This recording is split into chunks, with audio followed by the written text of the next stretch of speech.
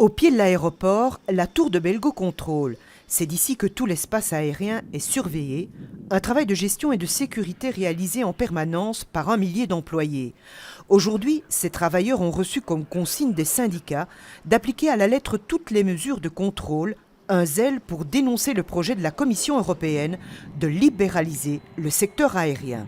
Nous craignons qu'il y ait une mise en concurrence de tous les services annexes au contrôle aérien, c'est-à-dire les services de météo, les services techniques, les services d'ingénierie, les services AIS. Nous pourrions très bien voir demain une entreprise privée qui fait du contrôle aérien à la place de Belgocontrol parce qu'il y aurait le coût qui interviendra. Mais alors, quid de la sécurité ?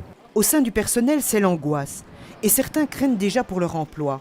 C'est donc un signal fort que donnent maintenant les tours de contrôle de 10 pays européens, dont la Belgique. Si bien sûr la Commission européenne, et c'est ça que nous leur adressons comme signal, si elle va plus loin dans la libéralisation, alors via le syndicat européen, nous prendrons d'autres dispositions. À l'aéroport, cette grève du zèle aura eu un impact limité sur les voyageurs. Est-ce que votre avion a du retard ?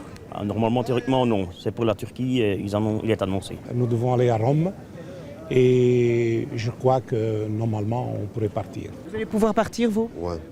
Il y a bien un effet de la situation de grève qui a lieu partout en Europe, mais uniquement par les grévistes en France qui font carrément la grève et pour laquelle 10 vols de Bruxelles vers de différentes destinations en France sont annulés aujourd'hui de nouveau. Les syndicats n'ont pas communiqué la fin de leur mouvement.